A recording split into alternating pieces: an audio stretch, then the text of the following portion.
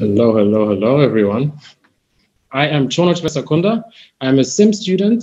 I will be your coordinator for today's live stream, and I'll be doing it with Rebekah, who is also a SIM student, but currently in Oslo, studying music management.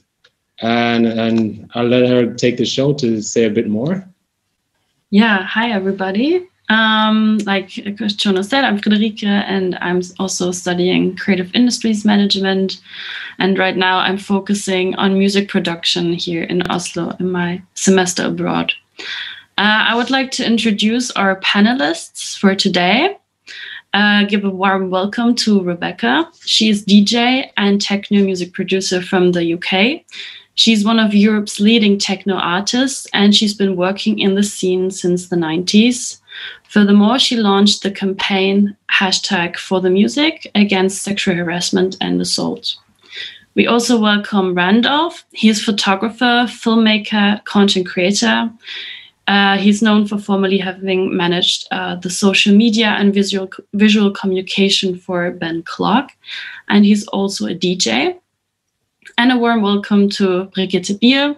She's professor for media and head of our bachelor study program, Creative Industries Management, and furthermore of the master's program, International Management, Creative Leadership.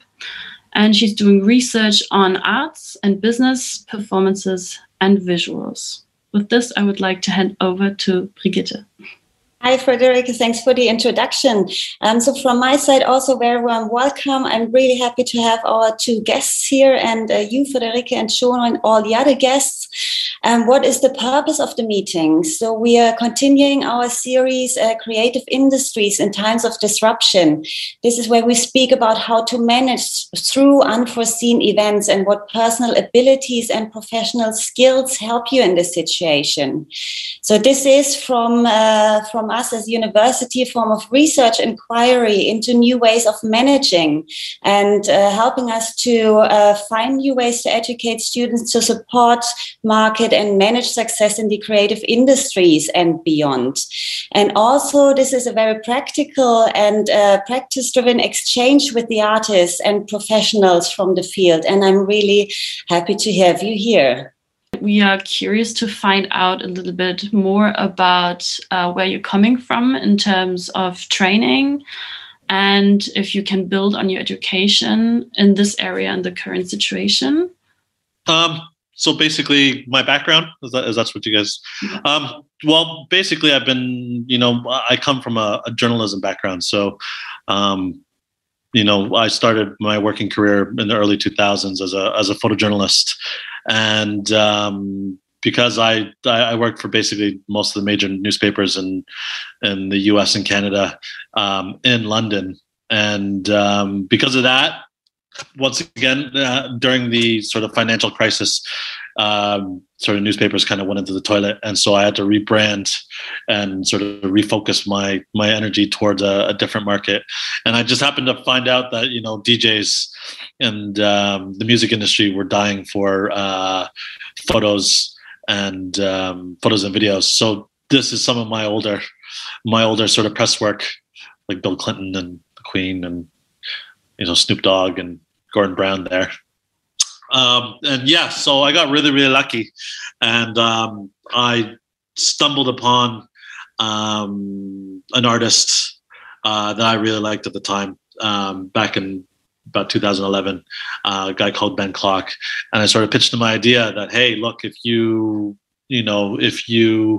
let a photojournalist ride shotgun with a techno DJ and use it for Facebook, then interesting things can happen. And pioneer. Yeah, it went pretty crazy. Nice. Yeah. Very interesting. Yeah. What about you, Rebekah? My background is I've been DJing since 96, or trying to DJ since 96. And it took me a long time actually to go to school or go to college. So I went to college in 2008 when I wanted to learn more about music production. And it was the best thing that I could have done. It gave me a lot of confidence. I got to finish music, which is really important as a producer. And And then, then from then on, I've had like a good foundation as a producer. And then I've been producing techno and DJing professionally since then. So like 12, 13 years. So in your education, you learned tools and methods that you're now using on the job, and these gave you different kind of competence than just learning on the go or learning from experience. And I guess for Randolph, it's the same, because you studied media and communication, and maybe without the stuff that you've learned, you would have done things differently. And I was wondering, so you have the communication knowledge, and Rebekah, you have your artistic knowledge and skill. And I was wondering, when it comes to management in the creative industries, I mean, how do you deal with these issues? Because a traditional definition of management is planning, executing, and controlling. And that doesn't work in the creative industries, because you probably can't tell an artist, be creative, produce a track now. So it's probably more about enabling and communicating. And I was wondering, sometimes this is all in one person, because Rebekah, you're managing a lot of activities by yourself. If I understand this correctly, you have some office days. How are you dealing with this as an artist? I tried to have management, but it kind of didn't really work out for me, because with management, the hard sell is, we can get you this, you can do this. There was a lot of talk in the ears about what I could achieve and how I should play and what I should play. And for me, that goes against anything that's kind of creative. It dampens. So they suggested that you play certain kind of music. Yes, yeah. Mm. I doesn't read I don't really want to get into the kind of like the male-female part, but generally it happens a lot to female artists. If you come in, you're fresh-faced, and it's very easy for management to kind of pick you up and go, okay, you'd be a really good marketing tool. We can market you, but you need to do this. And I was just too old in the tooth by that point. And so I prefer to do the music first and then see where it should go after, take the control of all the expectation out of things. And I think if you're going to be managing artists, and don't get me wrong, some artists definitely need management. You have to make sure that the expectations are handled more than anything, because you're working with egos and, artists. It's complicated in that sense. But I have office days, and I have my, when I feel like I'm in music making mode, I'll go in the studio for 2 months and do it. I work to goals. I have different goals for the year, which is my long-term goals, which I just chip away at. I could probably get more done if I had more people around me, but maybe I'm a control freak. I don't know. Okay, thank you for this. I'm sure Randy has a couple of stories to tell when it comes to working with artists. I was wondering, Randy, you've managed artists. You're in the industry for more than a decade. And you have the strategy, you have a plan, you have an idea for the visuals. And some artists might not see the big picture the same way you do. And I was wondering, how do you deal with this? Do you consider your work to be also creative, that you do creative tasks together, or how do you handle this? Well, my last 10 years was, I'm kind of management, but I'm not, because, a lot of artists don't want to be managed. And once you say you're management, it sort of changes the dynamic a little bit. So I can only speak from my experience, because I only worked with one client for the last 10 years. So with my experience, it was just basically it was literally like a newspaper meeting where you pitch ideas every day. You go, okay, this is what you're doing. This is what we can do. And that's kind of how we operated. I operated as if I was still working at a newspaper when I was working with Ben. And it was just, okay, we're heading to Amsterdam. Okay, what kind of what kind of tracks generally do well? How do we make sure if you're playing these types of tracks, I need to be able to photograph them or video them and make sure that we get them seen on Instagram or Facebook. Earlier, you both gave us an insight on how you arrange yourself with the current situation, like mentoring and so on. Artists have coped very differently with the crisis. Maybe you can come a bit into how this has affected and influenced your creative work. Rebekah, I saw that you had you created this 10 tracks in 10 days challenge. Maybe you could tell us more about that. Yeah, it was a challenge that I started back in, I think it was the beginning of December. So I ran it for 10 days and we did a track every single day.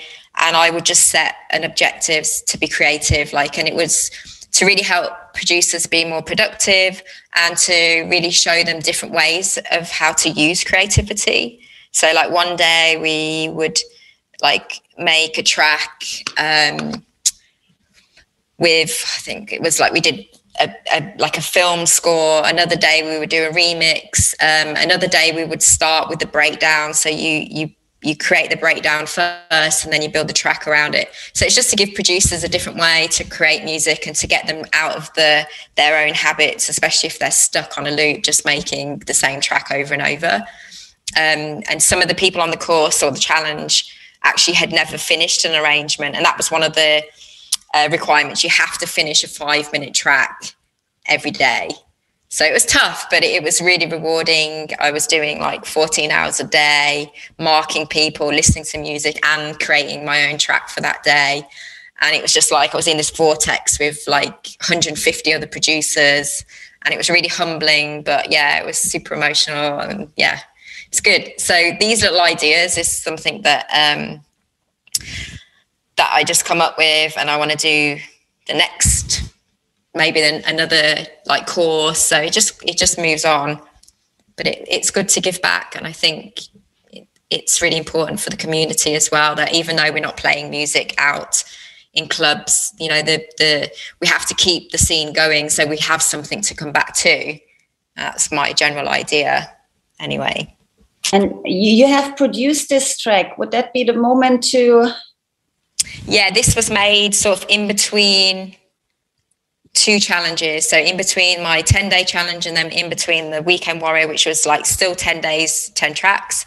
And then this is what was made. It's probably my favorite remix that I've done in, I don't know, about 5 or 6 years, maybe longer.